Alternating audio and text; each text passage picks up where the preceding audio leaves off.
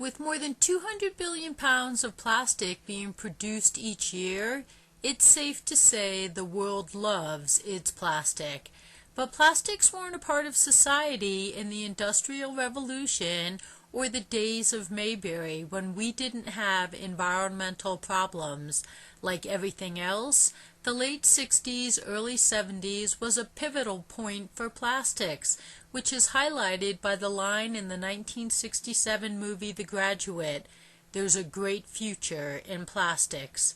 4 decades later, everything is plastic, from toys to car parts, parts of many household products, wallets, belts, accessories, shoes, endless bags, packaging, components for many items we use daily, to outdoor furniture. Once plastic was introduced, it was here to stay.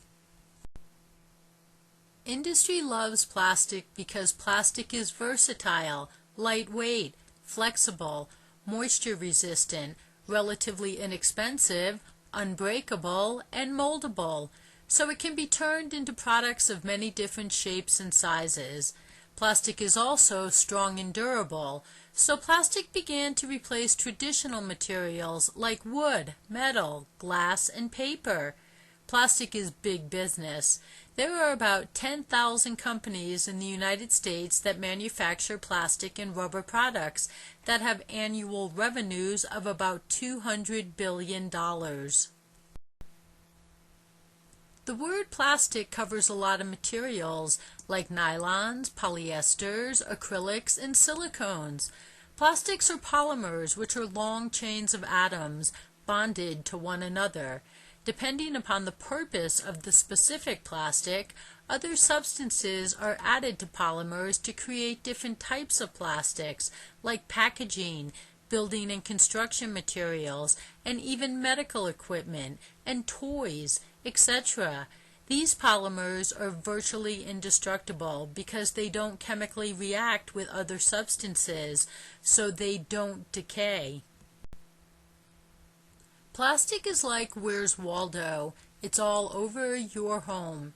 From the casing of your electric can opener and home phone, to kitchen utensils, to your toothbrush and the container that holds your toothpaste, to wiring you plug into electrical sockets, to tubs and shower curtains, to the packaging that holds your dish and laundry detergent, or your juice and milk, or your coffee, to endless storage containers, to fishing lines and flies, to outdoor jungle gyms and slides, balls and garden hoses. Today, one of the many things that homes have in them that homes in the Industrial Revolution didn't have is plastic. Oil is the main ingredient in plastic. Every year, hundreds of millions of barrels of oil are used to make plastic products. Some of that is for durable products that will be used for years to decades. However, a lot is used to create all the disposable plastic people in the industrialized world use every day, including all the garbage bags that are needed to throw all the disposable products away in. So as everyone is talking about reducing oil demand, ending our use of disposable plastic would be the easiest and fastest way to reduce oil demand. Plastic ends up in oceans too. Walking down a beach after high tide, you can see the plastic the tide washed in. Worse is the Pacific Garbage Patch, which is a place halfway between San Francisco and Hawaii that is about twice the size of Texas, and 80% of this garbage patch is plastics. Whether that is plastic that gets into the oceans from humans on land, or trash that is commonly thrown overboard from all types of boats, from fishing vessels to personal vessels to larger commercial vessels, plastic ends up in our oceans. Plastic is still like it was when the movie The Graduate was released. There is still a great future in plastics. The industrialized world demand for plastics continues to increase. and so does the demand of the non-industrialized countries who today are upgrading their standard of living to that of industrialized nations.